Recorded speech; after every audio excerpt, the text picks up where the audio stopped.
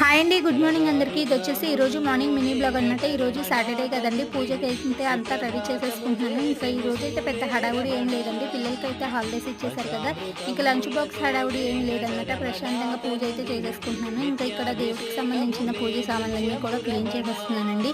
నేనైతే డైలీ పూజ చేస్తూ ఉంటాం కదా! అవి డైలీ అయితే క్లీన్ చేసేస్తాను. ఈవినింగ్ అయితే దీపం మార్నింగ్ పెట్టిన వాటిలోనే పెట్టేస్తాను కానీ, ఇంకా నెక్స్ట్ డేకైతే అదన్నీ క్లీన్ అయితే చేసేస్తానండి. అలాగే ఈరోజు శనివారం కదా!